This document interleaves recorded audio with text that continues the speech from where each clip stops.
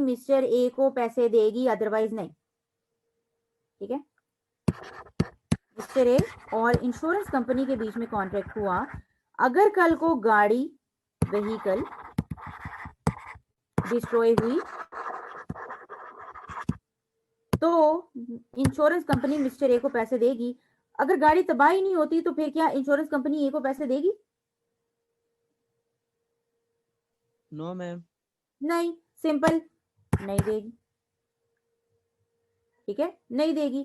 अब कुछ ऐसा तो नहीं लिखा कि अगर गाड़ी तबाह ना हुई तो फिर मिस्टर ए इंश्योरेंस कंपनी वालों को पैसे देगा, ऐसा तो कुछ भी नहीं है।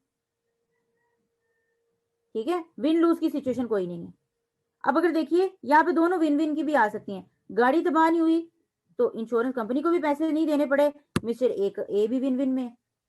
लेकिन अगर गाड़ी तबाह हो जाती है तो इंश्योरेंस कंपनी को पैसे देने पड़ेंगे, ए का तो पहले ही वैसे ही नुकसान हो गया गाड़ी तबाह होने से, तो विन लॉस की सिचुएशन नहीं होगी। सिंपल क्या होगा, आपके इस कॉन्ट्रैक्ट की जो परफॉर्मेंस है, इंश्योरेंस कंपनी ए को पैसे जो देगी, इसकी परफॉर्मेंस डिपेंड कर रही है गाड़ी के डिस्ट्रॉय होने पे, एक फ्यूचर अनसर्टेन इवेंट पे।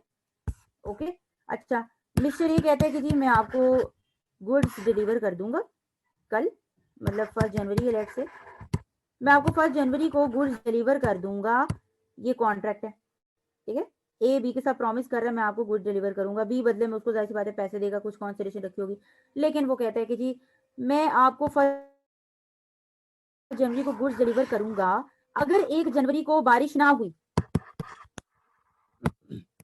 If it does not raining, आप कह लीजिए if it is not raining on 1 जनवरी,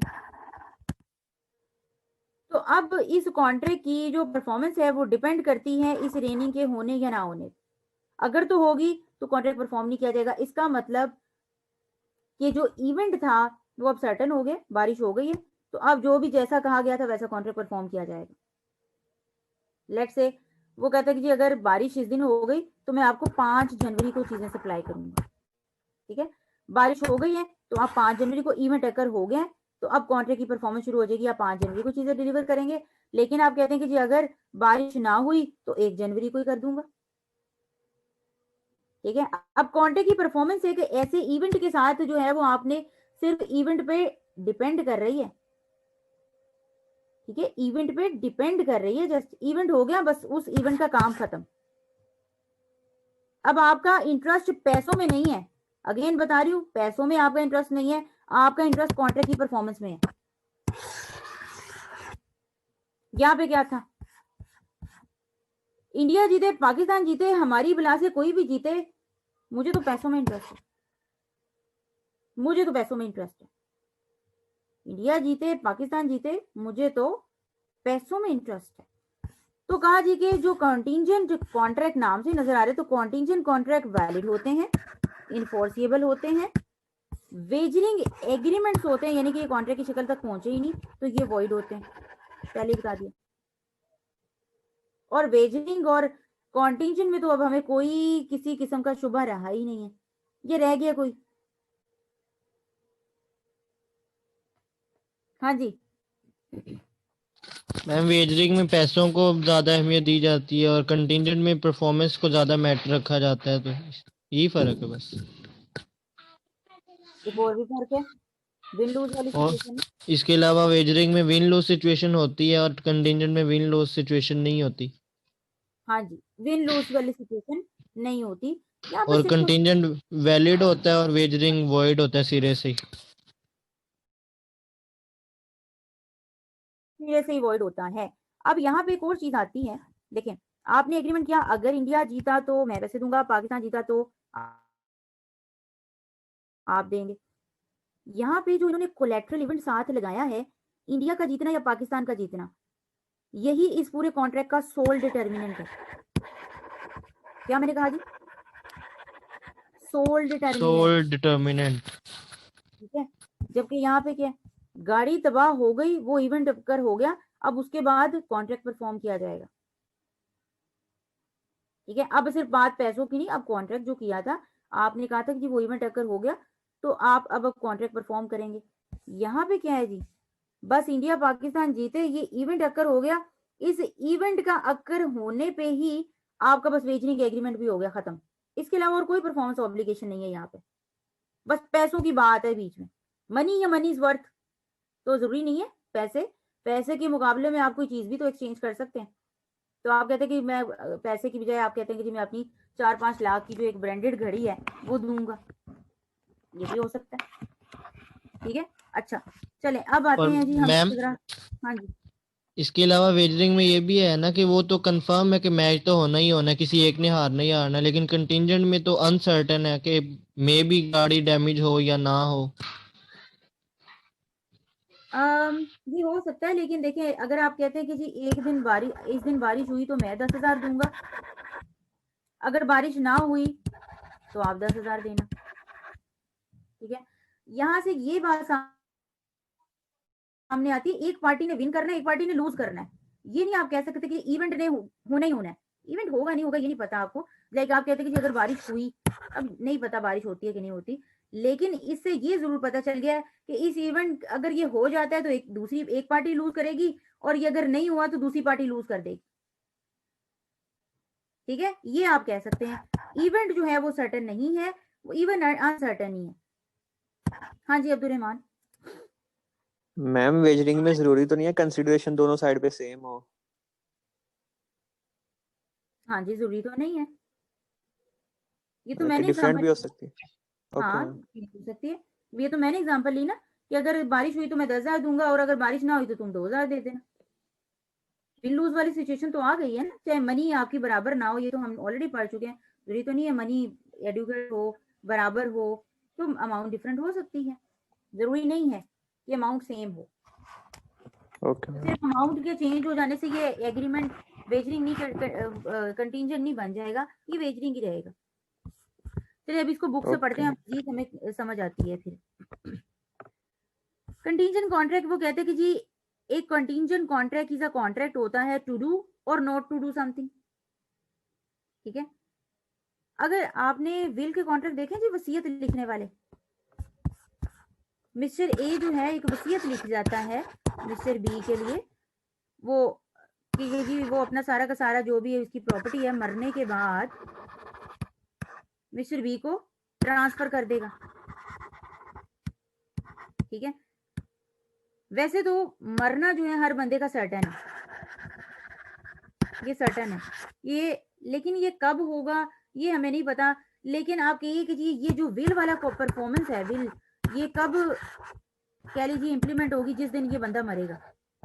इसके जिंदा रहते हुए ये कॉन्ट्रैक्ट परफॉर्म नहीं किया जा सकता विल वाला।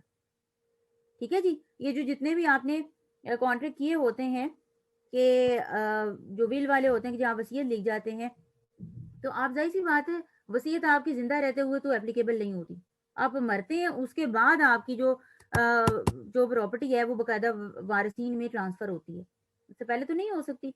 आपका मरना एक कह लीजिए इवेंट हुआ, अब ये कह लीजिए अनसर्टेन नहीं है, इस हवाले से ये अनसर्टेन नहीं है, ये केपेबल टू बीइंग सर्टेन। उस वक्त वो अनसर्टेन है कब मरेगा, लेकिन is capable of being made certain. तो इसलिए ये एग्रीमेंट वो जहाँ हमने देखा था कि जी वैलिड तो है, आप इसे सर्टन तो कर सकते हैं ना, किसी दिन किसी मरना तो है। तो ये जैसे ही वो मरेगा ये इवेंट अक्कर हो गया, उस दिन ये कॉन्ट्रैक्ट परफॉर्म हो जाएगा, ये विल वाला वसीयत वाला। ठीक है, चले अब आ जाइए इसको पढ़ते हैं। आप कहते हैं कि जी कंटीजेंट कॉन्ट्रैक्ट क्या है कि जी आप ये काम करेंगे या फिर ये काम नहीं करेंगे, और ये डिपेंड करता है किस पे जी, एक इवेंट पे जो कि कोलेट्रल है टू सच कॉन्ट्रैक्ट, और वो ऐसा इवेंट है जो इस कॉन्ट्रैक्ट के साथ जुड़ा हुआ है, वो एक सेपरेट इवेंट है, वो इस एग्रीमेंट का इस कॉन्ट्रैक्ट के अंदर जो भी टर्म्स हैं उसका पार्ट नहीं है, ये इवेंट सेपरेट है। ठीक है, अभी इसको मैं थोड़ा मजीद एक्सप्लेन करती हूँ। If some event collateral to such transaction happen और डज नॉट हैपन। ओके, जैसे उसने कहा जी insurance contracts, contracts of indemnity, contracts of guarantee, ये बेस्ट एग्जांपल हैं जी कंटीजेंट कॉन्ट्रैक्ट। एग्जांपल देखिए जी, अगर हम कॉन्ट्रैक्ट करते हैं कि जी वो बासित को इंडेमनीफाई करे, इंडेमनीफाई का मतलब मैंने आपको समझाया था मैम उसकी जगह पे जमानत देना कि अगर ये नहीं देगा तो फिर मैं दूंगा। नहीं, ये नहीं है, ये तो गारंटी हो गई। हाँ ये तो गारंटी है। इसने नहीं दिया तो मैं दूंगा, यानी कि आप उस बंदे की गारंटी दे रहे हैं कि ये बंदा ऐसा कर ही नहीं सकता, लेकिन दूसरा तरीका भी है। आप कहते हैं कि यार इस बंदे की तो गारंटी नहीं दे रहा, लेकिन अगर आपको नुकसान हुआ वो पूरा हो जाएगा, क्योंकि आप टेंशन ना ले। अब ये कॉन्ट्रैक्ट ऑफ गारंटी नहीं है, अब ये कॉन्ट्रैक्ट ऑफ इंडेमनिटी है। ठीक है, अब ये कॉन्ट्रैक्ट ऑफ इंडेमनिटी है। लाइक आप इसकी बेस्ट एग्जांपल एक और भी ली जा सकती है, जैसे आपका सर्टिफिकेट गुम हो गया, आपका सर्टिफिकेट जो गुम होता है, लेट से कोई गुम हो गया, आप आईकैप जाते हैं तो आईकैप को बताते हैं कि जी मेरा सर्टिफिकेट गुम हो गया। अब आईकैप आपसे कॉन्ट्रैक्ट ऑफ गारंटी करेगा, इंडेमनिटी करेगा। क्या जी, भाई कल को वो बंदा आ जाता है जिसके पास सर्टिफिकेट है, तो अगर उसने कहा जी कि मैं भी आसिफ हूँ, फिर तो आप कहते हैं कि भाई ये देखिए मेरे पास ये नहीं, ये सारी चीजें, अगर ऐसी कोई सिचुएशन अराइज हुई कि जी वो बंदा प्रूव कर दे कि मैं आसिफ हूँ, तो फिर मैं आपके लॉस की भरपाई करूंगा। अब ये बंदा उस बंदे की तो कोई गारंटी नहीं दे रहा, वो जिस बंदे ने इसका सर्टिफिकेट चुराया है या जिसको मिलेगा उसकी कोई गारंटी नहीं दे रहा, लेकिन हाँ ये अगले को जरूर यकीन दिला रहा है कि भाई अगर आपका नुकसान हुआ तो वो भरपाई हो जाएगी, आप उसकी टेंशन ना लें। तो दोनों की अब देखिए कॉन्ट्रैक्ट की नेचर फर्क हो गई, तो कॉन्ट्रैक्ट भी बदल गए, कॉन्ट्रैक्ट ऑफ इंडेमनिटी और एक कॉन्ट्रैक्ट ऑफ गारंटी हो गया। लेकिन इसी तरह अगर आप लोन लेने जाते हैं, वो कहते हैं कि जी जब तक आपकी जमानत एक दूसरा बंदा नहीं देगा मैं आपको पैसे नहीं दूंगा। अब जमानत एक सेपरेट चीज है। जमानत में आप क्या कहते हैं कि जी दूसरा बंदा, मैं जिसकी जमानत दे रहा हूँ, जिसकी गारंटी दे रहा हूँ, वो ये है कि ये बंदा ऐसा काम कर ही नहीं सकता, पहली तो बात। लेकिन अगर किया तो इसका पूरा का पूरा डेट जो भी है वो मैं पे करूंगा। पूरा का पूरा जरूरी नहीं है, ये आगे हम कॉन्ट्रैक्ट टू गारंटी में देखेंगे, लेकिन आपने कुछ इस तरह की टर्म तय कर ली। इसमें आपने ये नहीं कहा कि ये भाई इस बंदे की कुछ नहीं कह रहा मैं, पता नहीं, लेकिन आपका नुकसान पूरा हो जाएगा, this is contract of indemnity. ठीक है। अच्छा, अगर हम कॉन्ट्रैक्ट कर रहे हैं कि जी वो इंडेमनीफाई करेगा बासित को up to 1 million in consideration of 20,000 annual premium if Basit's house is burn. अच्छा, वो कह रहे कि जी अगर बासित साहब आपका घर जल गया तो मैं आपको इंडेमनीफाई करूंगा, 1 million जो है रुपए आपको दूंगा, आप मुझे 20 million जो है एनुअल एक प्रीमियम दे दें। ये बिल्कुल इंश्योरेंस कॉन्ट्रैक्ट की तरह। ठीक है, बिल्कुल इंश्योरेंस इंश्योरेंस कॉन्ट्रैक्ट जो है कह लीजिए एक इंडेमनिटी, कॉन्ट्रैक्ट ऑफ इंडेमनिटी होते हैं।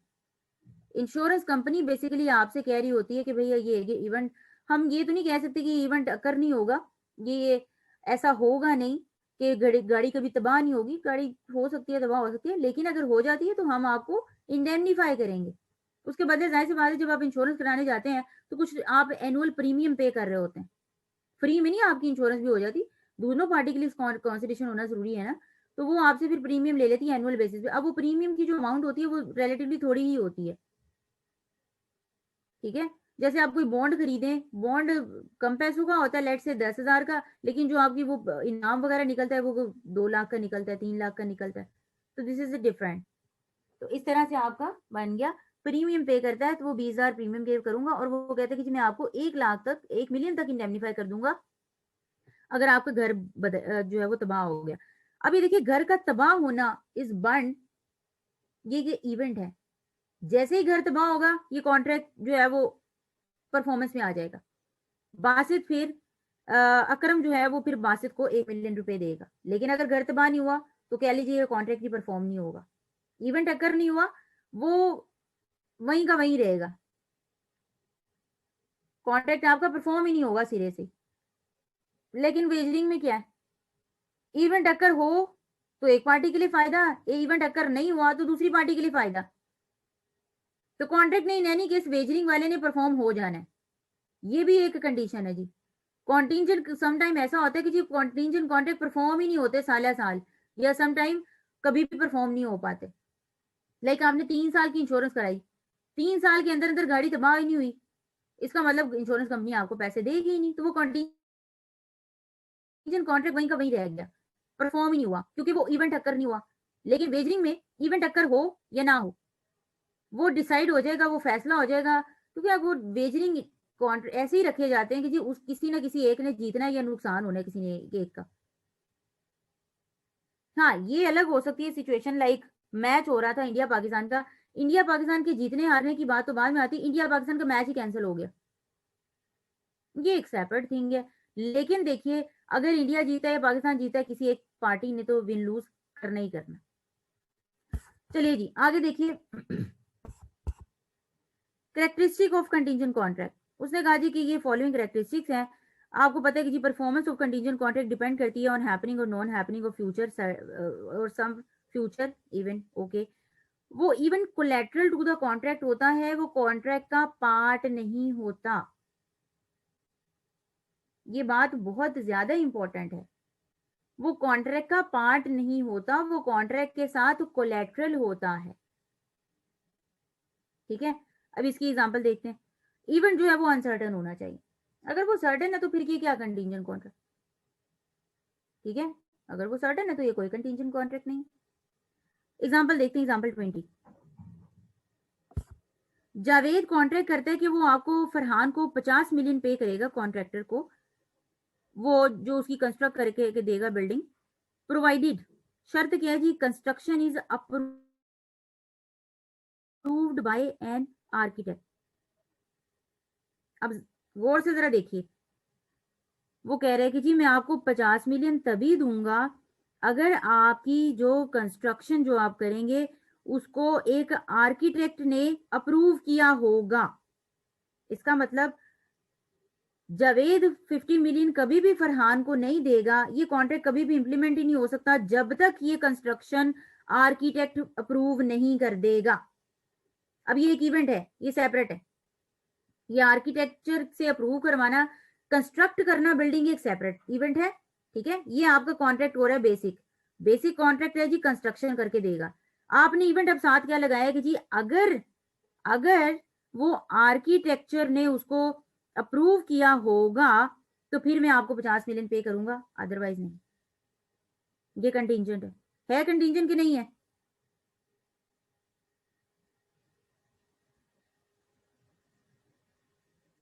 हाँ जी, है मैम। बिल्डिंग का परफॉर्म, बिल्डिंग कंस्ट्रक्ट करना और आर्किटेक्चर से उसे फिर बाद में अप्रूव करवाना, these are two separate events. Okay, इसके बाद उसने कहा जी ये कंटीजेंट कॉन्ट्रैक्ट है। हाँ जी अब्दुल रहमान। मैम वो जो आपने एग्जांपल दी थी विरासत वाली, कि जब एक बंदा मरेगा तो वो मतलब कि लिखवाता है कि मेरी जायदाद आगे ट्रांसफर हो जाएगी, तो मैम वो कंडीजेंट था कि नहीं?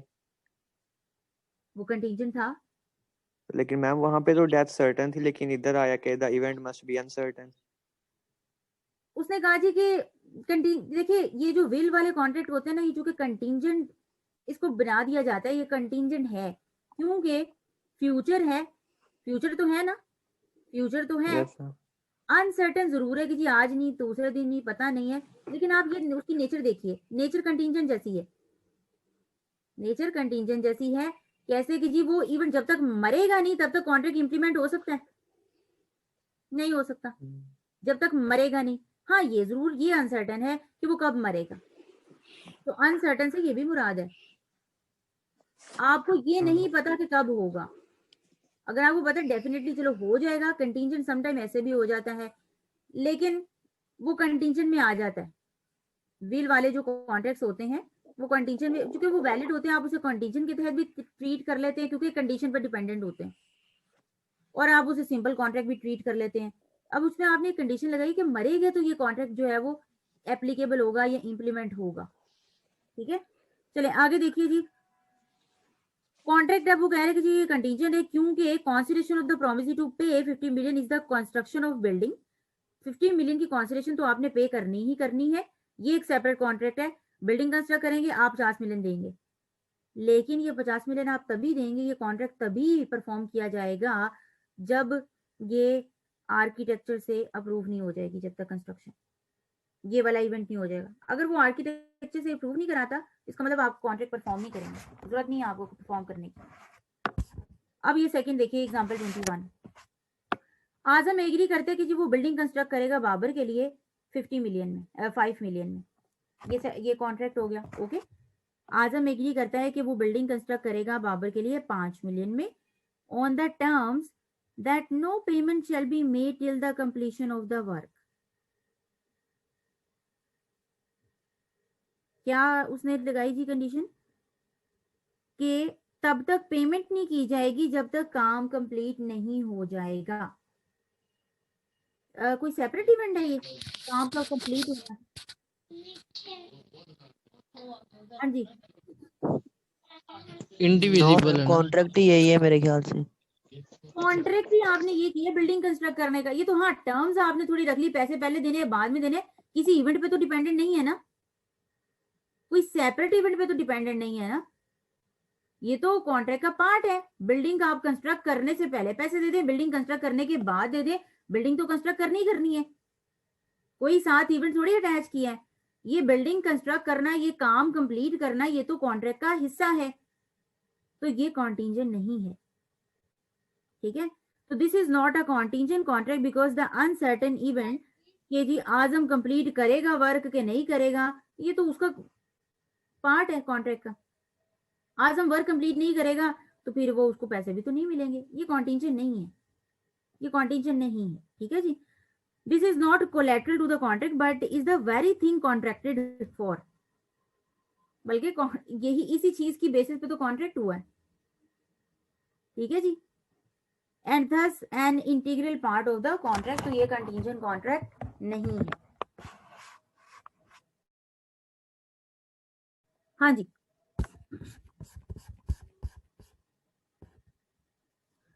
आगे आते हैं जी, उसने डिफरेंस बता दिया आपको। वेजनिंग एग्रीमेंट हमने डिटेल में पहले भी पढ़ा है, हम सिर्फ और सिर्फ जस्ट डिफरेंस देखेंगे। कॉन्टिंजेंट कॉन्ट्रैक्ट वैलिड होते हैं, वेजनिंग एग्रीमेंट वॉइड होते हैं और इलीगल भी होते हैं।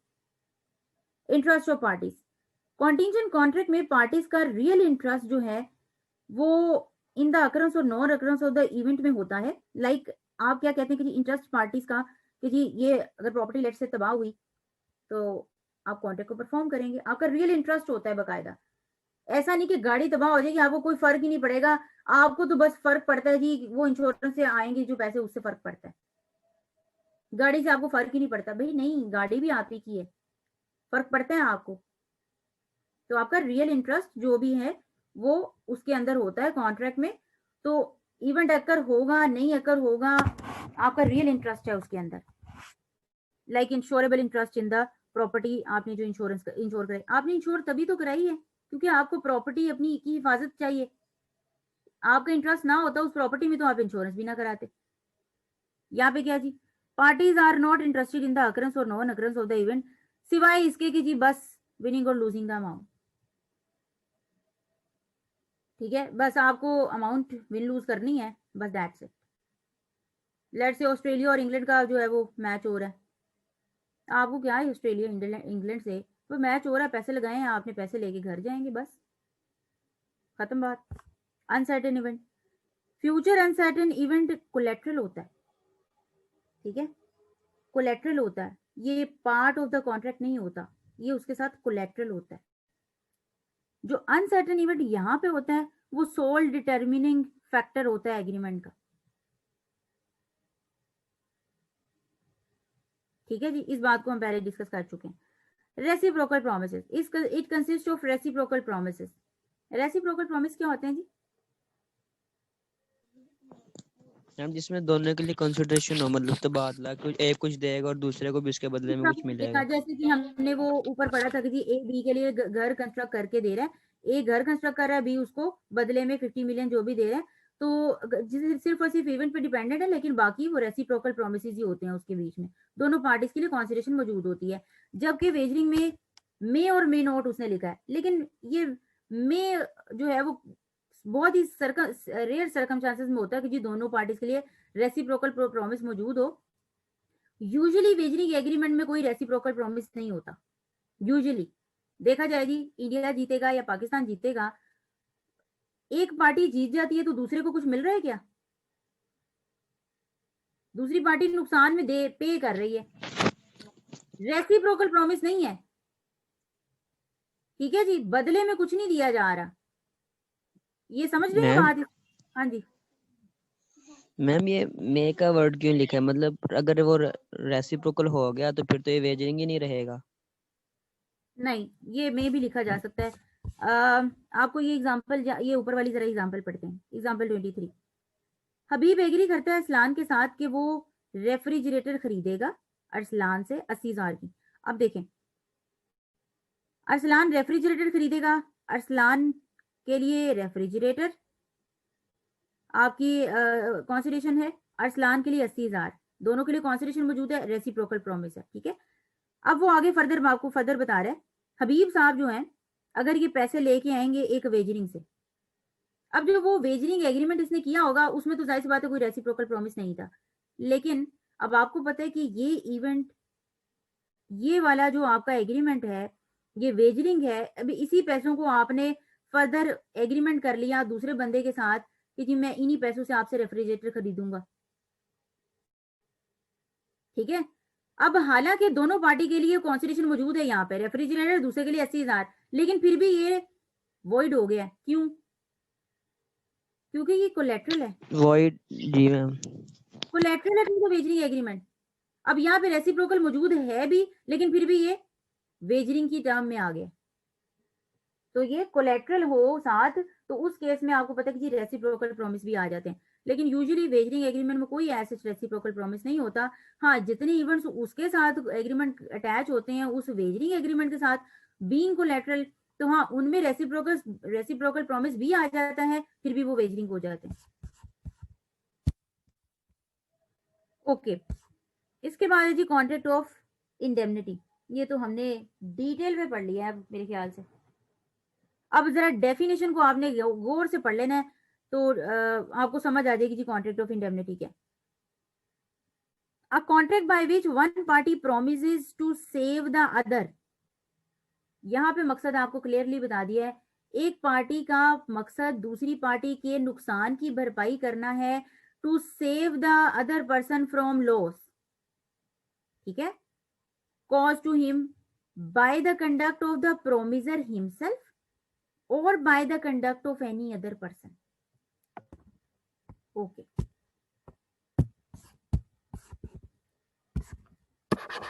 मिस्टर ए ने मिस्टर बी से एग्रीमेंट किया, वही आप हैं जी मिस्टर ए, आप स्टूडेंट हैं और मिस्टर बी जो है वो आई कैप है, ठीक है।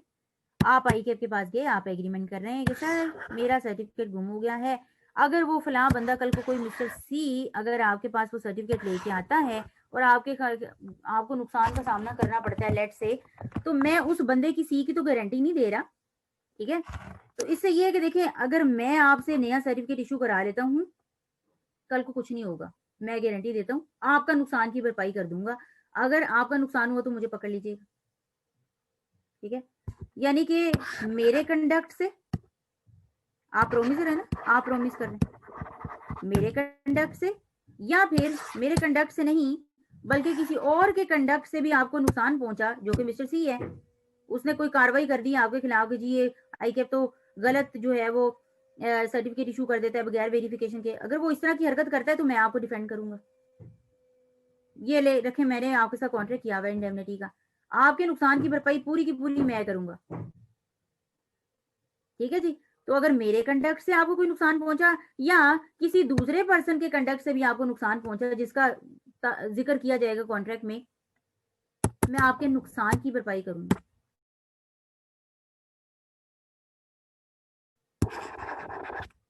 टू मेक लॉस गुड, क्या उसने ये कहा कि मिस्टर सी कभी भी नहीं आएगा, या मिस्टर सी आया, मिस्टर सी की गारंटी मैं देता हूं वो नहीं आ सकता कभी, भाई आप तो उस बंदे को जानते ही नहीं,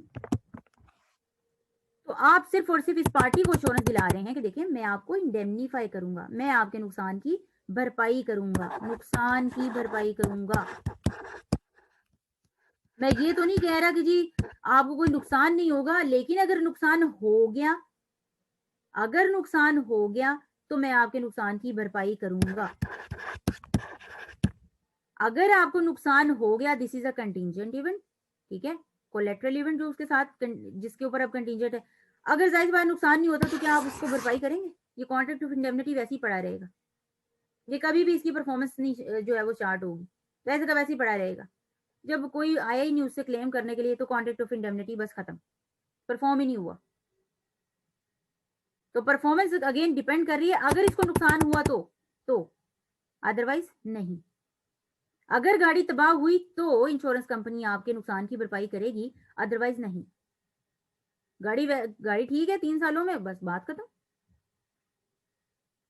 ठीक है जी। ये कॉन्ट्रैक्ट ऑफ इंश्योरेंस जो है, ये कॉन्ट्रैक्ट ऑफ इंडेमनिटी की आगे आप कह सकते हैं कि फर्दर एग्जाम्पल है। कंटीजेंट कॉन्ट्रैक्ट की 2 एग्जांपल्स, जैसे कि हमने देखा कॉन्ट्रैक्ट ऑफ इंडेमनिटी और कॉन्ट्रैक्ट ऑफ गारंटी। और कॉन्ट्रैक्ट ऑफ इंडेमनिटी में भी फर्दर आपको नजर आते हैं इंश्योरेंस कॉन्ट्रैक्ट जो होते हैं। ये कॉन्ट्रैक्ट ऑफ इंडेमनिटी की एग्जांपल है।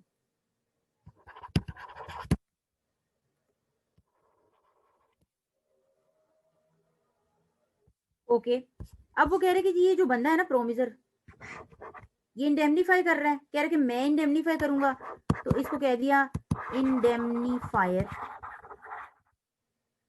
ठीक है। अच्छा, अब ये जो बंदा कॉन्ट्रैक्ट रखेगा अपने पास, इसकी इंडेमनिटी को अपने पास संभाल के रखेगा कि कल को इसका कोई नुकसान करने आए तो मैं फिर इसके खिलाफ ये जरा कॉन्ट्रैक्ट निकालूंगा, तो इसको कह दिया जी इंडेमनिटी होल्डर। क्या कह दिया जी? इंडेमनिटी होल्डर या फिर इंडेमनीफाइड,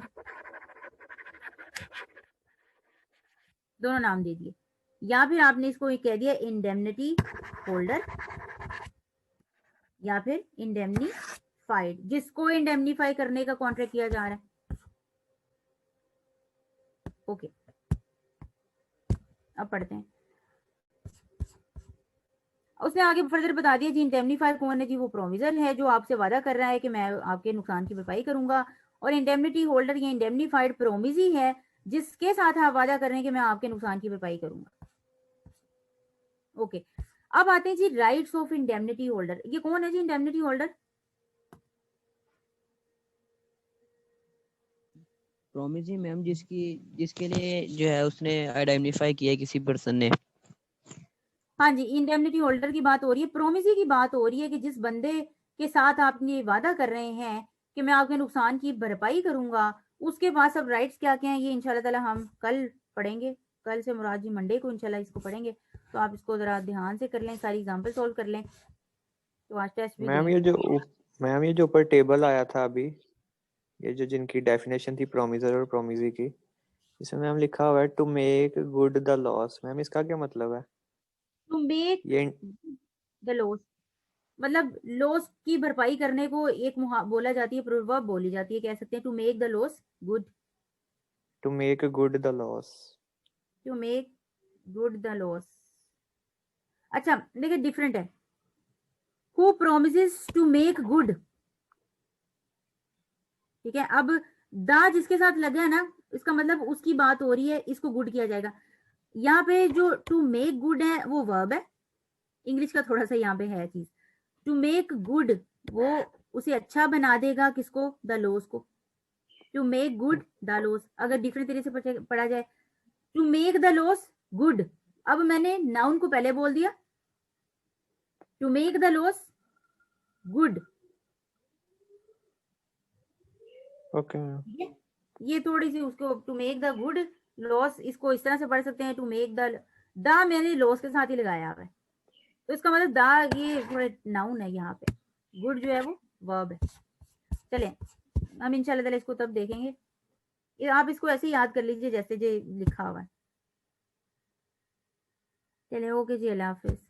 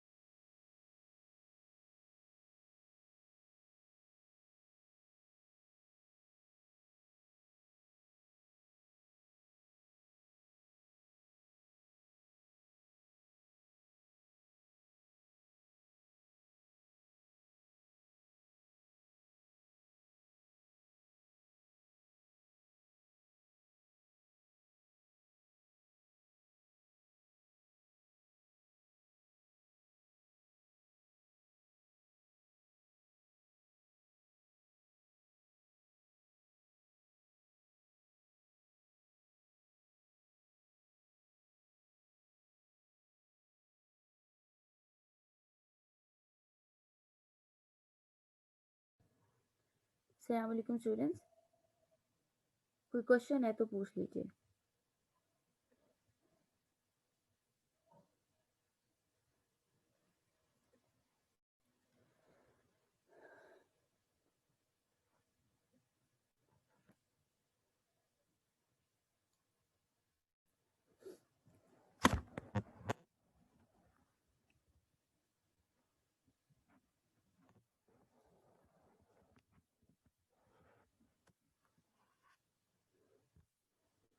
हाँ जी, कोई सवाल नहीं है, चलें आगे।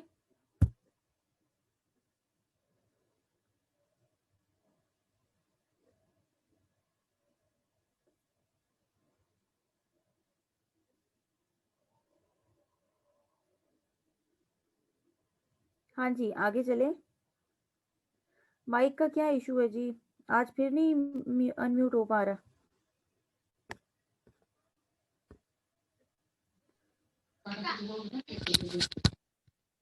अस्सलाम वालेकुम मैम। हाँ जी, मैम ये चैप्टर नंबर 3 में एक हेडिंग है, something which the promisor is not already bound to do, इसको बस बता दें। ये पिछला चैप्टर टेस्ट है इसका, आज चैप्टर 3 का टेस्ट है। चैप्टर 3 और 4 का मैम। अच्छा जी, पेज नंबर बताते हैं मुझे। Page number 49।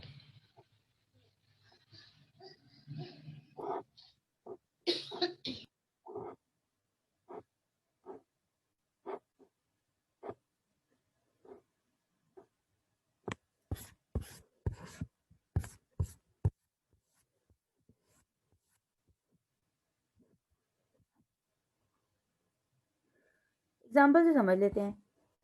हामिद को बुलाया गया जी कि आपने एविडेंस देने आके कोर्ट में, जहाँ पे साजिद के खिलाफ जो है वो लिटिगेशन चल रही थी। साजिद ने प्रॉमिस किया कि देखो तुम लेके आओगे। हामिद से कब कहा गया था ना एविडेंस लेके आना है, तो उससे कहा जी एविडेंस तुम लेके आओगे तो मैं तुम्हें कुछ अमाउंट पे करूंगा एविडेंस देने के बदले में। देखने कोई कॉन्ट्रैक्ट है कि वो हामिद जो है एविडेंस देगा, साजिद उसको अमाउंट पे करेगा, तो अच्छा ये कॉन्ट्रैक्ट है, वैलिड कॉन्ट्रैक्ट है। बट ये कहते हैं कि जी जो हामिद कॉन्सिडरेशन दे रहा है, असल में जो कि एविडेंस देना है, ये तो ऑलरेडी हर बंदे की जिम्मेदारी होती है। ठीक है, जैसे आपने कोई गलत काम करते देखा तो ये तो आपकी ऑलरेडी जिम्मेदारी है कि आप पुलिस को बताएं, एफआईआर दर्ज करवाएं, उसके खिलाफ लीगल प्रोसीडिंग इनिशिएट करें। ठीक है, तो यहाँ पे तो हामिद की ऑलरेडी ये जिम्मेदारी बनती थी, उसके बावजूद वो जी ये पैसे ले रहा है एक्स्ट्रा से। तो देखिए प्रोमिसर जो है ऐसी कह लीजिए कि कॉन्सिडरेशन ऐसी चीज होनी चाहिए जो promisor is not already bound to do. अब साजिद को जो कॉन्सिडरेशन मिल रही है प्रोमिसर यानी कि हामिद की तरफ से, तो हामिद ऑलरेडी बाउंड है इस चीज को पहले से करने के लिए। ठीक है, तो ये एक्स्ट्रा फेवर नहीं कर रहा उसके लिए वो। तो ये मतलब है जी कि प्रोमिसर ऑलरेडी उस चीज को करने के लिए बाउंड नहीं होना चाहिए, पहले ही उसकी जिम्मेदारी नहीं होनी चाहिए। वो पहले से उसकी जिम्मेदारी, तो वो किस चीज का कॉन्ट्रैक्ट कर रहा है एक्स्ट्रा से कि जी मैं आपके साथ ये कर दूंगा फेवर। ठीक है, अच्छा जैसे कि एग्जांपल और ले सकते हैं, जो पेरेंट्स हैं आपके, पेरेंट्स आपके साथ एग्रीमेंट करें कि हम आपको necessaries foods of life provide करेंगे, तो इसके बदले आपने हमारे लिए ये करना है, या आपने हमें अपनी जो प्रॉपर्टी है आपकी आपको मिलने वाली है वो आप माफ कर दें। ठीक है, अब पेरेंट्स तो ऑलरेडी बाउंड होते हैं, बेसिक जो भी नेसेसिटीज है प्रोवाइड करना ये पेरेंट्स की जिम्मेदारी है ऑलरेडी। ठीक है, तो वो जो कॉन्स्टिट्यूशन के लिए प्रॉमिस कर रहे हैं, तो वो तो उनकी जिम्मेदारी में पहले से ही आता है, तो एक्स्ट्रा से क्या कॉन्स्टिट्यूशन आप दे रहे हैं। ठीक है आसिफ।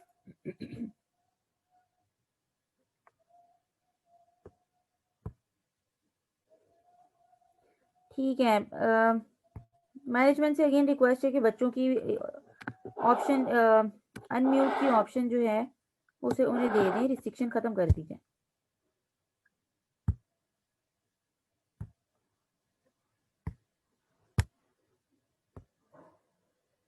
चलिए आगे चलते हैं।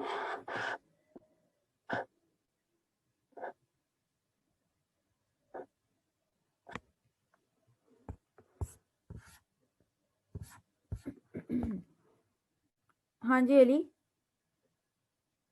माइक अनम्यूट हो रहा है आपका?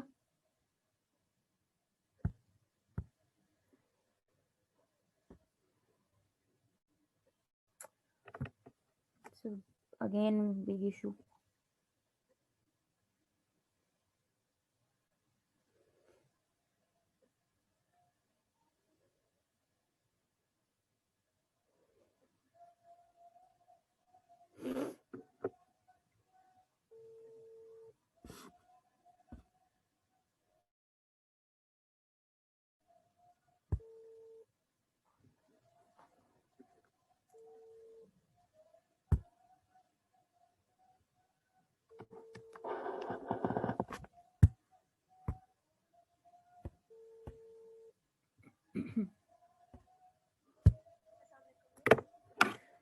वालेकुम अस्सलाम। हाँ जी।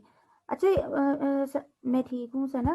ये रिस्ट्रिक्शन नहीं ख़त्म हो रही बच्चों की। बच्चे माइक अनम्यूट नहीं कर सकते अपना। हाँ आप देख के फिर काइंडली कर दो, ठीक है? ओके ओके, अल्लाह हाफिज़।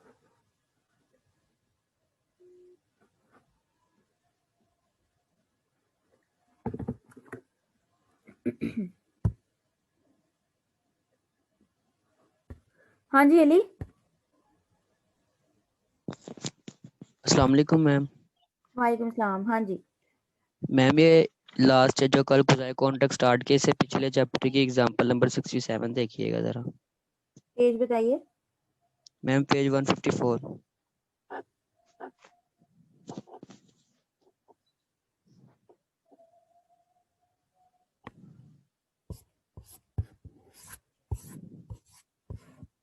एग्जाम्पल 67। हाँ जी 7।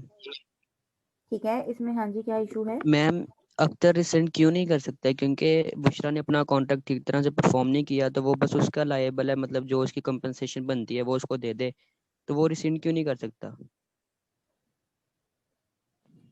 बुशरा जो है कॉन्ट्रैक्ट असल में है क्या जी? बुशरा कॉन्ट्रैक्ट करती है अख्तर के साथ, जो मैनेजर है रेडियो प्रोग्राम का, कि वो एक शो कंडक्ट करेगी twice a week during the next 3 months. Bushra did not appear for the sixth show.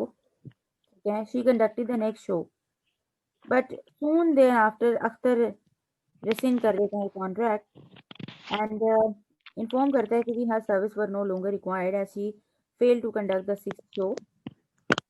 Okay. Narrate करें अख्तर और बुशरा के राइट्स। अच्छा वो रिसेंड इसलिए नहीं कर सकता, देखिए मैंने आपको बताया था बुशरा जब उसने कितने शो परफॉर्म कर लिए थे? मैम 5 शो परफॉर्म कर लिए थे। जी 6 के लिए वो आ नहीं सकी, ठीक है? अब वो होना तो ये चाहिए था, वो नेक्स्ट जो उससे अगला है 7th के लिए वो जैसे ही जाती तो उसका वो जो भी अख्तर है उसको मना कर देता उसी वक्त, ठीक है? अब अगर उसने शो आगे कंडक्ट कर लिया है तो इसका मतलब इम्प्लॉयड इंटेंशन थी अख्तर की कि चले उसने उसके इस डिले को एक्सेप्ट कर लिया इम्प्लॉयड तरीके से, ठीक है? कहा नहीं लेकिन उसने उसको एक्सेप्ट कर लिया। अब वो उस कॉन्ट्रैक्ट को रिसीव नहीं कर सकता, ठीक है? रिसिन इस वजह से नहीं कर सकता, ये हमने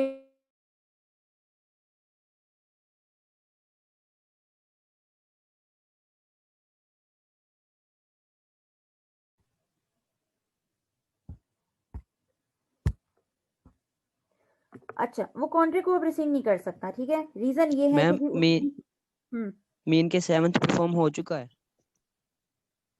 मींस क्या जी? 7th कौन जो है वो शो था वो परफॉर्म हो चुका है इस वजह से। हाँ जी उसने कहा देखें she conducted the next show. 6 वो परफॉर्म नहीं कर सकी, 7th आगे उसने परफॉर्म कर लिया है, जी मैम। ठीक है? और अख्तर साहब जो है जब वो परफॉर्म कर लेती है उसके बाद आके कॉन्ट्रैक्ट रिसिन करते हैं। नहीं अब नहीं कर सकते आप। वो जब आई थी 5th जो है 6 के बाद, तो आप उसी वक्त उसे कहते, ठीक है?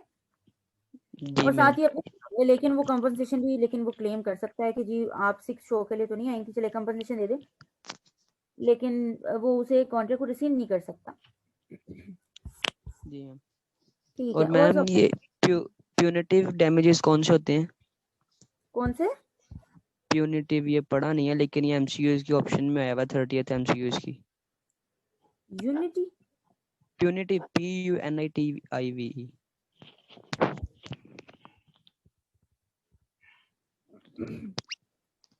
compensation granted for indirect and remote losses is known as, अच्छा ये कोई damages नहीं है, ये इसी से तो पता, देखिए जब हमने एक देखा था कि बताइए रेसिप्रोकल प्रोमिसेस की टाइप्स, उसमें एक म्यूचुअल था और करंट था, वो म्यूचुअल डिपेंडेंट था, म्यूचुअल इंडिपेंडेंट था, म्यूचुअल और कंकरेंट था, एक उसने एक एक्स्ट्रा सी वो दी हुई थी। सेपरेट के साथ दिया हुआ था उसने।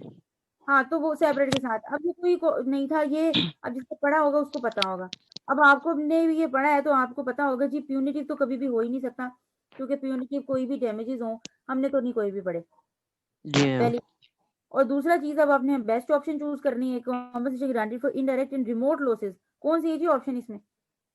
Special damages. इनडायरेक्ट होते हैं जो आपके लॉसेस, उसके लिए जाहिर सी बात है आपको बताना पड़ता है। जी मैम। ठीक है जी, इसके बाद और क्या है आपको प्रॉब्लम?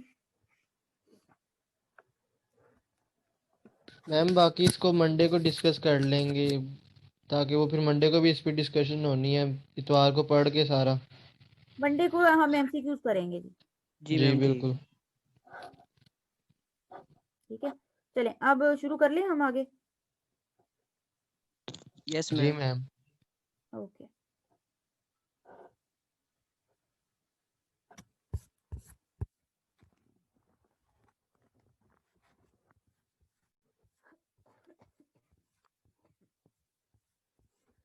अच्छा जी, कुजाई कॉन्ट्रैक्ट हमने देखा।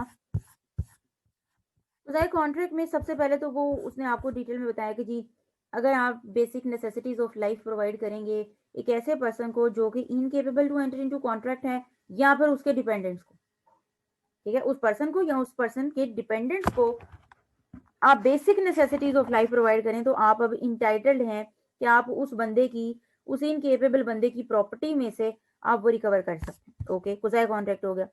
पेमेंट बाय इंटरेस्टेड पर्सन, ये भी फिर हमने देख लिया। Person enjoying benefit of non gratuitous act, ये वो एग्जांपल है जी कि एक बंदा दूसरे के बिहाफ पे कोई काम कर दे कहते हैं जी, लेकिन उसकी इंटेंशन उसे फ्री में करने की नहीं होती, ग्रेटुटसली करने की बिल्कुल भी नहीं होती, उसके लिए भी ये 3 कंडीशन होना जरूरी है। अगर आपको किसी की चीजें मिलती हैं, कहीं पड़ी हुई, कहीं खोई हुई, कहीं से मिल जाती हैं, फाइंडर ऑफ गुड्स, तो फाइंडर ऑफ गुड्स और उस ओनर के बीच में ये अब एक कॉजाई कॉन्ट्रैक्ट हो चुका हुआ है। तो जो पर्सन है फाइंडर, उसकी जिम्मेदारी बनती है कि जी वो ट्रू ओनर को ट्रेस करे। लेकिन अगर आगे फिर आपको ऑप्शन दिए कि अगर गुड्स जो है वो पेरिशेबल नेचर की हैं, तो फिर उनको सेल किया जा सकता है। ठीक है, पेरिशेबल वो खराब हो रही हैं, या फिर दूसरी सिचुएशन है अगर पेरिशेबल नेचर की नहीं भी हैं, लेकिन जो आपने ओनर को ट्रेस करने के लिए जो आपने चार्जेस वगैरह पे किए, वो अगर देखा जाए तो टोटल जो वैल्यू है उन चीजों की, उसके 2/3 हो जाते हैं या उसे एक्सीड कर जाते हैं। ठीक है, तो वो इसलिए फिर आप क्या कहते हैं, जरूरत नहीं है फिर आप अब ये चीजें उसे वापस करें ओनर को, अगर ओनर मिल भी जाता है, ये अब आप चीजें आप रिटेन कर सकते हैं। पेमेंट बाय मिस्टेक भी हमने देखा था जी। हाँ जी अली। Teacher 2/3 mean 66%। हाँ जी, 2/3 मीन 66, 100 को मल्टीप्लाई कर दीजिए 2/3 से। जी, और इसके बाद अगर ओनर मिल जाए इस वैल्यू के बाद, वो तब भी मतलब उसकी जरूरत नहीं है कि वो दे या ना दे, उसकी मर्जी है फिर। हाँ फिर नहीं देगा ना, लॉ ने जी हाँ। क्लियर कर दिया, चाहे ओनर मिल भी जाए, तो जब आपकी एक्सपेंसिव 2/3 या उससे ज्यादा हो चुकी है तो अब जरूरत नहीं है आपको वो चीज वापस करने की। अच्छा आगे आइए जी, एप्लीकेशन ऑफ क्वांटम में रूट। क्वांटम में रूट तो हमें पढ़ चुके हैं जी, क्वांटम में रूट होता क्या, बता दें जी जल्दी से मुझे क्या होता है।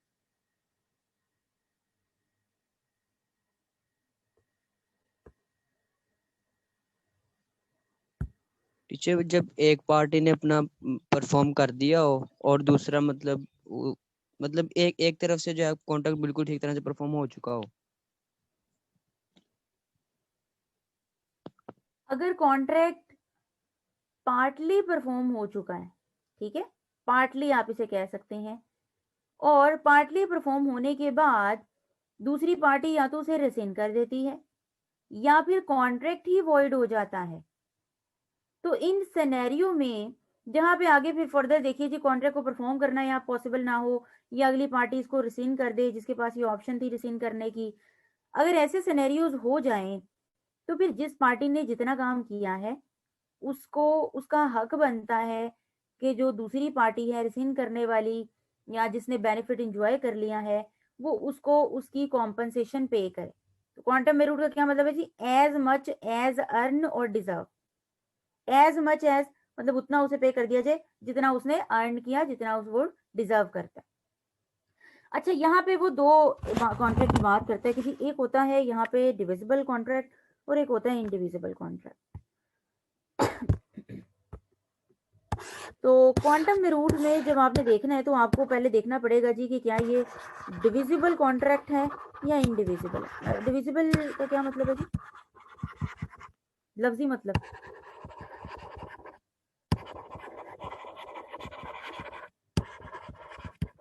हाँ जी,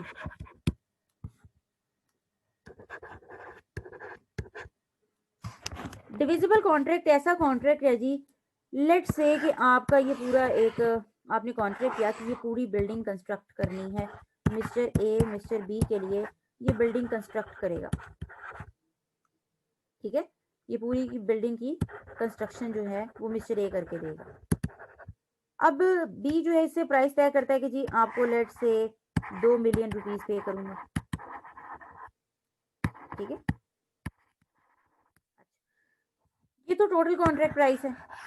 लेकिन अगर मिस्टर बी कहता है अब इस हाउस के या बिल्डिंग के कुछ हिस्से हैं, कुछ पोर्शन है, लेट से ये अपर पोर्शन है, ये सेकंड पोर्शन है, ये थर्ड पोर्शन है, ये फोर्थ, ये ग्राउंड फ्लोर हो गया, ठीक है, ये फर्स्ट पोर्शन है, ये सेकंड पोर्शन है और ये थर्ड पोर्शन। तो फ्लोर कर दिए, पहले इसने ये हिस्सा बनाया, फिर उसने कहा अब सब पे नक्शा थोड़ा सा डिफरेंट सेम है। ग्राउंड पे ये हो गया जी आपका लाउंज, ये आपका ये वाला रूम, ठीक है, ये रूम के साथ आप कह लीजिए वॉशरूम है, ये किचन है, 4 हिस्से मजीद कर दिए, ऊपर भी इसी तरह बाइफर्केशन कर दी। अब उसने जो कॉन्ट्रैक्ट तो पूरी की पूरी बिल्डिंग कंस्ट्रक्ट करने का है, पूरे का पूरा हाउस कंस्ट्रक्ट करने का है, लेकिन कॉन्ट्रैक्ट तो इस तरह से किया जा रहा है कि अगर आप इन एक भी पोर्शन कंप्लीट कर लेते हैं, लाइक ग्राउंड फ्लोर, आपने ग्राउंड फ्लोर पे लाउंज कंप्लीट किया तो आपको लेट से 2 मिलियन में से लेट से आपको 50,000 मिल जाएगा, ठीक है। रूम ये वाला आप रिपेयर कर लेंगे तो आपको फर्दर जो है 40,000 जो है वो आपको मिल जाएंगे। अब यहाँ पे हो क्या रहा है, कॉन्ट्रैक्ट तो एक ही है लेकिन कॉन्ट्रैक्ट के अंदर भी कुछ हिस्सों की सेपरेट प्राइसिंग कर दी गई है, ठीक है। अब एक हिस्सा दूसरे की परफॉर्मेंस पर डिपेंडेंट नहीं है। ये ग्राउंड फ्लोर का लाउंज प्रिपेयर करेगा पैसे ले लेगा, रूम प्रिपेयर करेगा पैसे ले लेगा, ये वॉशरूम प्रिपेयर करेगा कंस्ट्रक्ट करेगा तो पैसे ले लेगा, किचन इसी तरह कंस्ट्रक्ट करेगा, तो जितना पोर्शन वो कंप्लीट करता जाएगा उसकी उसको बिलिंग भी होती जाएगी और पैसे भी मिलते रहेंगे, ठीक है। अब अगर अगला लेट्स सपोज वो ये वाले अगले 3 पोर्शन जो है वो कंप्लीट नहीं करता, लेकिन उसको ये वाले पैसे मिल जाएंगे 40,000 60,000 लेट से, ठीक है। ये टोटल कंबाइन करके आप जो भी बना लें तो ये सारे उसे पैसे मिल जाएंगे। लेकिन अगर इसी तरह है, इसे कहते हैं जी डिविजिबल कॉन्ट्रैक्ट, डिवाइड किया जा सकता है फर्दर कॉन्ट्रैक्ट को और उस एक एक पोर्शन की सेपरेट प्राइसिंग हो सकती है, ठीक है। और अगर इसको मजीद डिटेल में देखें तो डिविजिबल कॉन्ट्रैक्ट ऐसा कॉन्ट्रैक्ट होता है जिसमें कॉन्ट्रैक्ट के अंदर भी आप कुछ हिस्से जो आप परफॉर्म करें वो दूसरे की परफॉर्मेंस पे, दूसरे पोर्शन पे डिपेंडेंट ना हो, ठीक है। रूम प्रिपेयर कर लेगा, इसका कोई ताल्लुक नहीं है कि जी आपने लाउंज भी प्रिपेयर किया होना चाहिए, वॉशरूम भी प्रिपेयर, आपने रूम प्रिपेयर किया पैसे ले लें उसके, ओके। अब आइए इंडिविजुअल जो यूजुअली होते हैं, वो कहते हैं कि जी ये आपने 3 फ्लोर कंस्ट्रक्ट करने हैं और जब पूरी बिल्डिंग कंस्ट्रक्ट हो जाएगी, ए बी से कहता है कि जी जब पूरा घर कंस्ट्रक्ट हो जाएगा उसके बाद आपको 2 मिलियन रुपीस मिलेंगे, उससे पहले नहीं। अब अगर कोई बीच में काम छोड़ के चला जाता है, लेट से एक पोर्शन कंप्लीट किया फर्स्ट पोर्शन, तो अब यहाँ पे चूंकि ये इंडिविजिबल कॉन्ट्रैक्ट है, ठीक है जी, इंडिविजिबल कॉन्ट्रैक्ट कि जी आपको पेमेंट जो अब मिलनी है, टर्म्स इस तरह की रखी गई हैं कि जो आपको पेमेंट मिलेगी वो पूरी कंस्ट्रक्ट चीज जो है वो कंस्ट्रक्ट करने के बाद मिलेगी। जैसे कि एक टीचिंग सर्विसेज देने वाला बंदा है, उसको कहा जाता है कि जी आप पूरा जब सेशन कंप्लीट कर लेंगे, ठीक है, उसके बाद आपको पैसे मिलेंगे। सेशन पूरा अगर कंप्लीट करेंगे तो पूरे सेशन के पैसे हैं, अगर वो बीच में अब सेशन छोड़ के जाता है तो उसको कोई पैसा नहीं मिलेगा, दैट इज इंडिविजिबल कॉन्ट्रैक्ट। इसलिए आपको बताया जी कि क्वांटम मेरूट का कॉन्सेप्ट डिविजिबल में तो अप्लाई हो सकता है, इंडिविजिबल में नहीं हो सकता। ठीक है, इंडिविजिबल में भी हो सकता है, लेकिन कब? इंडिविजिबल में सिर्फ एक ही केस में हो सकता है। लेट्स से ए ने बी के लिए घर तो कंस्ट्रक्ट कर दिया पूरा, ठीक है, 2 मिलियन का, लेकिन हुआ क्या, अभी पैसे नहीं दिए थे कि जी घर इतना गंदे तरीके से परफॉर्म किया गया, घर इतने गंदे तरीके से बनाया गया, खराब मटेरियल इसमें यूज किया गया, ठीक है, सब कुछ इस तरह से जो सिस्टम अंदर से रखा, जो नक्शा रखा वो ठीक नहीं रखा, कहीं वेंटिलेशन नहीं थी, तो खैर घर कंस्ट्रक्शन जो है वो अच्छा नहीं किया। तो कह लीजिए 2-3 दिन बाद ही गिर गया, ठीक है, घर गिर गया। अब हुआ क्या, बी बेचारे के लिए किया था, बी को दोबारा घर जो है वो उसको ठीक करवाना पड़ा, रिपेयर करवाना पड़ा, शायद सारा ना गिरा हो, कुछ उसका कुछ पोर्शन जो है वो खराब हो गया हो, उसको कॉस्ट मजीद लेट से आपको उसे 1 मिलियन की कॉस्ट पे करनी पड़ी।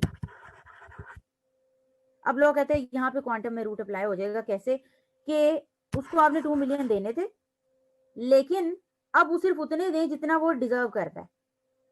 कैसे जी, डिजर्व कैसे कितना करता है ये कैसे पता चलेगा जी? देखिए 2 मिलियन आपने उसको देने थे, 2 मिलियन में से तो 1 मिलियन आप एडिशनल खुद लगा चुके हैं उसको ठीक करने के लिए, ये फिर डिडक्ट कर लें और बाकी का 1 मिलियन उससे पे करते हैं। यहाँ पे क्वांटम में रूट का कॉन्सेप्ट अप्लाई हो जाएगा इंडिविजिबल के केस में।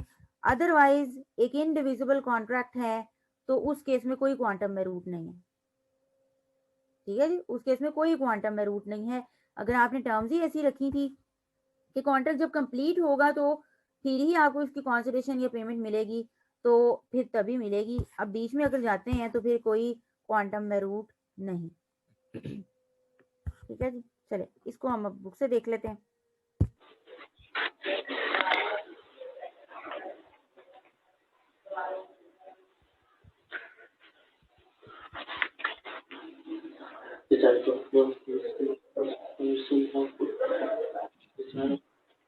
हमने देख लिया कि डिविजिबल और इनडिविजिबल कॉन्ट्रैक्ट क्या है। आप माइक म्यूट कर दीजिए अगर आपने कोई क्वेश्चन नहीं पूछना तो। अच्छा, इसके बाद जी देखिए कुछ ऐसे एग्रीमेंट्स होते हैं जो वॉइड होते हैं, ठीक है, वॉइड एग्रीमेंट्स होते हैं, लेकिन आपको पता नहीं होता, बाद में आपको डिस्कवर हो जाता है कि जी ये एग्रीमेंट वॉइड था, ठीक है। या फिर कुछ ऐसे कॉन्ट्रैक्ट्स होते हैं जो पहले तो वैलिड होते हैं लेकिन बाद में वॉइड हो जाते हैं, ये भी हमने पढ़ लिया, वो सुपरवीनिंग पॉसिबिलिटी, सुपरवीनिंग इलीगैलिटी वाला सिनेरियो जो हमने देखा। तो कहते हैं कि ये 2 तरह के जो कॉन्ट्रैक्ट हों, जो एक तो एग्रीमेंट जो आपको पता चल जाए कि ये वॉइड है, और एक ऐसा कॉन्ट्रैक्ट जो वॉइड हो जाए। इस केस में अगर एक पर्सन ने कोई एडवांटेज रिसीव कर लिया है उस एग्रीमेंट या कॉन्ट्रैक्ट के तहत, तो फिर जाहिर सी बात है उसे रिस्टोर करे, बीइंग अ लॉजिकल पर्सन, ठीक है, बीइंग अ लॉजिकल पर्सन उसे वापस करे। जैसे ए ने बी से एग्रीमेंट किया कि जी कुछ गुड्स जो है वो आप मुझे सप्लाई करेंगे, तो जब कॉन्ट्रैक्ट हो रहा था बेसिकली उसी वक्त गुड डिस्ट्रॉय हो चुकी थी। ये at the time of the contract जो है, कह लीजिए फॉर्मेशन ऑफ कॉन्ट्रैक्ट थी, गुड्स डिस्ट्रॉय हो चुकी थी, ये वॉइड एग्रीमेंट है। पता नहीं था, पता बाद में चला, तो कह लीजिए फिर भी अगर लेट से जिस पर्सन ने एडवांस ले लिया हुआ गुड्स के रिलेटेड, अब गुड्स तो वो सप्लाई नहीं कर सकता, तो जो उसने बेनिफिट रिसीव किया है जो कि मनी है वो रिटर्न करे वो एडवांस। तो सिंपल सी बात ये है कि जी ऐसे कॉन्ट्रैक्ट में क्वांटम में रूट यही है कि अब अगर आप कॉन्ट्रैक्ट को परफॉर्म नहीं कर सके तो आपने कोई बेनिफिट अगर ऑब्टेन किया है तो वो आप वापस कर दीजिए।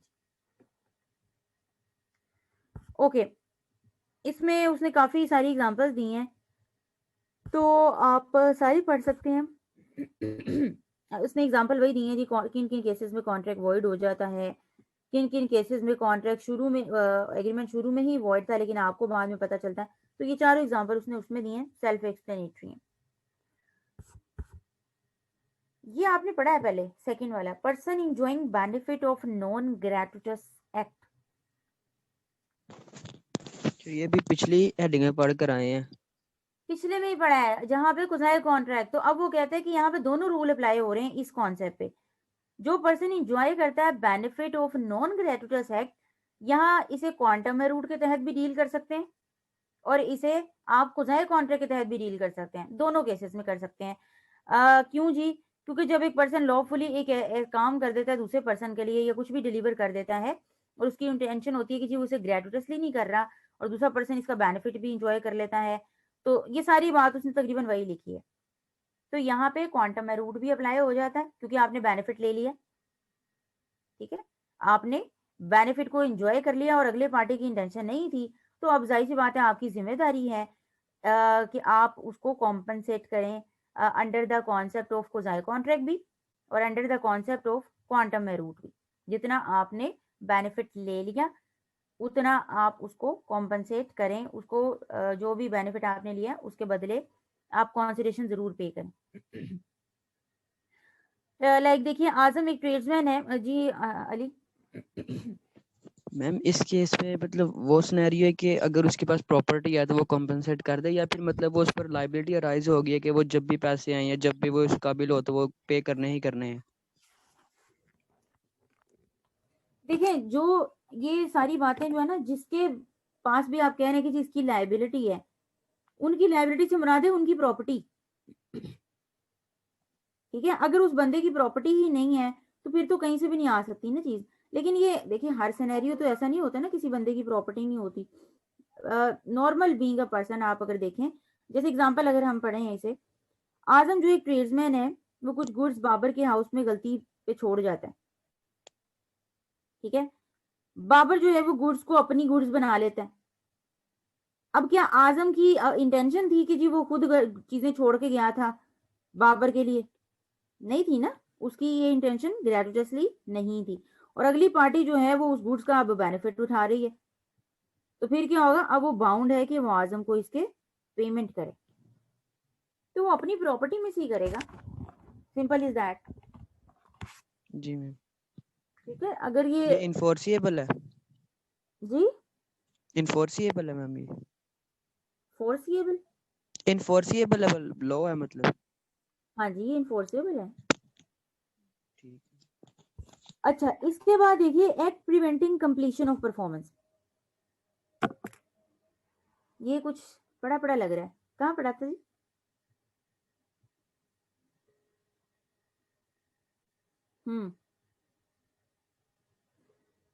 कहाँ पढ़ा था?